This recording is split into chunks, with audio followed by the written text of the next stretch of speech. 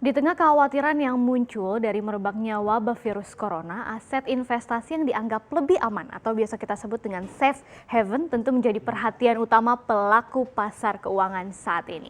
Dan tim riset CNBC Indonesia sudah menganalisis ternyata ada beberapa nih aset safe haven yang bisa disasar dan menjadi sarana diversifikasi atau lindung nilai ketika kita harus menghadapi risiko yang sedang besar seperti saat ini. Nah, apa saja? Kita akan melihat sama-sama deretan aset yang kebal wabah corona ya. Yang pertama adalah mata uang. Dari berbagai mata uang yang ada, dolar Amerika atau dolar AS tentu bisa menjadi pilihan utama ketika kita ingin melindungi sebagian nilai uang rupiah yang kita miliki. Kita lihat ya, sejak awal tahun sampai per 25 Februari kemarin, dolar AS ini sudah menguat hingga 2,95%. Dilihat dari indeks dolarnya yang sudah mencapai 99,23. Sekali lagi ini per 25 Februari.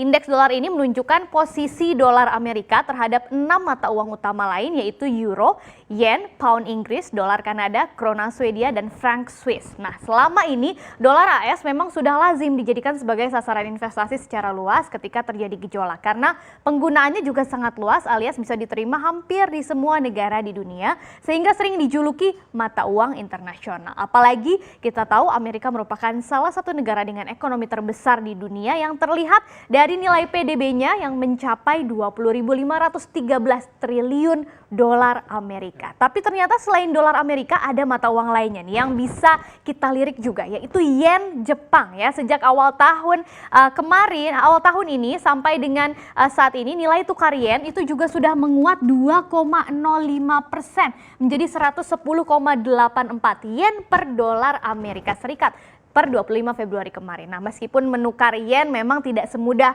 menukar dolar Amerika karena yen tetap dianggap sebagai safe haven karena status Jepang memiliki surplus neraca transaksi berjalan atau current account-nya yang cukup besar sehingga memberikan jaminan stabilitas bagi mata uang yen ini. Selain itu, negeri matahari terbit ini juga merupakan negara kreditor terbesar di dunia. Jumlah aset asing yang dimiliki pemerintah, swasta, dan individual Jepang itu mencapai 3,1 triliun dolar Amerika di tahun 2018 dan status tersebut mampu dipertahankan dalam 28 tahun berturut-turut. Bahkan jumlah ini 1,3 kali lebih banyak daripada Jerman yang menduduki peringkat kedua negara kreditor terbesar di dunia. Nah, saat terjadi gejolak seperti saat ini di pasar finansial, para investor asal Jepang akan kembali memulangkan nih dananya yang ada di luar negeri sehingga arus modal kembali masuk ke Jepang dan akhirnya membuat yen bisa menguat. Nah, setelah instrumen mata uang, ada instrumen lain yang juga menggiurkan di tengah kondisi yang sedang genting saat ini, yaitu emas ya. Sejak awal tahun kenaikan harga emas ini sudah lebih besar dibandingkan yen, bahkan lebih besar dibandingkan dolar, yaitu sampai 9,11% hingga mencapai 1.655 dolar per troy ounce pada posisi 25 Februari kemarin. Nah, berdasarkan sejarahnya emas memang merupakan alat lindung nilai yang paling tradisional di dunia dan salah satu keunggulan utama emas adalah sifatnya yang liquid ya, karena penerimaan publik yang cukup luas pada produk ini. Selain itu, nilai emas juga tidak dipengaruhi oleh inflasi ataupun kebijakan suku bunga yang ditetapkan. Meskipun memang tetap ada nih sejumlah resiko yang dari investasi emas fisik batangan khususnya seperti risiko kehilangan dan pencurian juga. Karena itu investasi emas dalam jumlah besar memerlukan biaya yang lebih tinggi juga supaya bisa lebih aman seperti nyewa brankas di bank ataupun di pegadaian. Yang terakhir, selain mata uang dan emas, ada instrumen safe haven yang juga bisa menjadi pegangan kita di tengah kondisi yang sedang genting seperti saat ini, yaitu obligasi atau surat utang pemerintah. Dan yang paling banyak disasar oleh investor ketika resiko seperti sedang saat ini gitu ya, obligasi dari pemerintah Amerika yaitu US Treasury. Nah, sehingga harganya ketika banyak diburu akan meningkat dan secara umum di pasar obligasi ketika terjadi penaikan harga atau penguatan harga itu akan disertai dengan penurunan tingkat imbal hasil atau yield.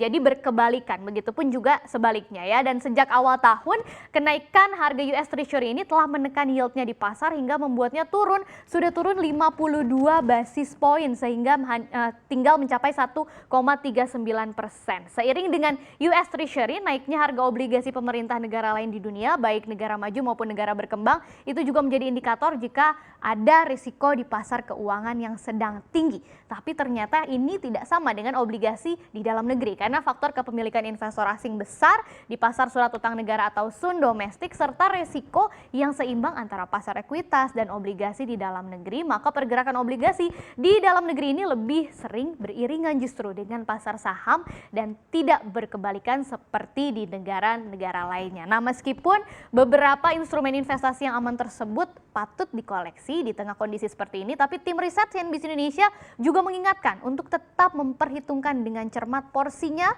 sebesar apa terhadap total investasi. Biasanya porsi investasi di emas ataupun instrumen safe haven lainnya masing-masing tidak disarankan melebihi 10% karena arah pergerakan pasar keuangan dan pasar saham masih tetap lebih menjanjikan ke depannya.